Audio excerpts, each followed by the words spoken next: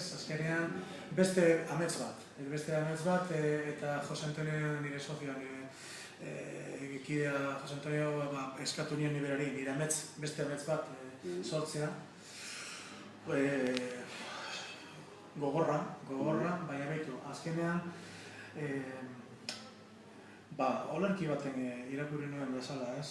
Ametsak ondo amesten baduzu, eta izaten bazara oso ambizioso, ez dakizela esan, sortu agirez proiektuak, ez?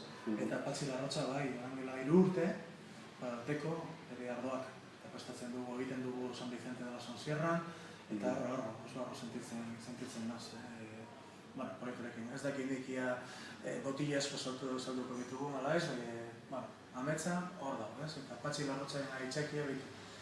Horreko beste... Hor, baski deipatu duzu, zelan egiten duzuela, berak, ez dakit, janari kontuak eramaten ditu eta zuk arduarena, edo... Ez, behitu. Azkenean, hemen lau baskide gara, bakoitzak bere trebetasune, bola esango nukenik, eta azkenean gastronomiaren inguruen dauden konkretuki gauzek, normalean atzetek ninabe. Baina horre inguruen, Joseanek esate baterako, planteamendu orokorren inguruen, koordinatzailea bezala, ekonomikoki, azkenean gauzak importanteak direz, ez berak ikasi zeuen marketing eta empresarialeak orduan, importantea da bai eukitzea norbait zentzu ekonomiko batekin, ez? Eta gero hori apartez dauz, Ana beste bazkide bat, artista plastikoa dela, eta beti sortzen dugu gure proiektuetan eta gure ekitaldietan begirada artistiko bat edo. Eta gero dauz Zurina, beste bazkide bat, badakizu, mundu moderno honetan badirudi derrigorrez egon behar zarela gizarte zaretan, Twitter, Facebook, holoko gauzek, nintzala partera naha, niri holoko gauzek kostatzen zen bilo, ez? Eta hor daude, gaur. Eta maitzeko, hor, Donostian ere esan ditzen da, Bax... Basko Linari Zentro. Horretan ere esan. Bai, behitu zeizen arraro eta ingelesa, ez? Oituratzen ari gara, gauzak importanteak iruditzeko, ez euskara gure irudela zik, eta igual ingelesa, ez? Doinua importantea bada. Bai hor nabil, ikastolak emoten, hori pari bat zan, profesionalki beste pari bat zan. Azkenean, hor zer dekogu, referente bat, ez bakarrik kontaktatzeko Euskal Herrian dekogun munduko ziurazki zukaldariek hoberenak eta berekin harremanak egiteko, ez bakarrik horretarako, baizik eta egoteko bebai momentu honetan dau puntu referente bat enogastronomiaren inguruen ez bakarrik irakasteko, baizik eta igual ikasteko, nire ikasten gari naz asko eta importantea da, profesionalki niretzat, hor gaude.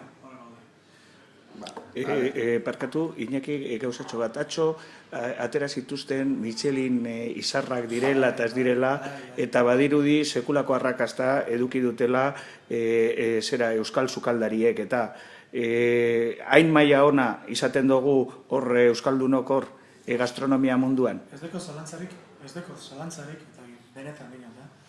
Hemen Euskal Herrian altzor oso potente bat dekogula. Eta da gure kultura gastronomikoa. Hori esan nahi dut nik argi eta garbi. Hori apartez gero dau beste ikuspegi bat desberdinak. Gastronomian dauz profesionalki mundu batzuk desberdinek. Sukaldaritzako munduek, sumillerren munduek.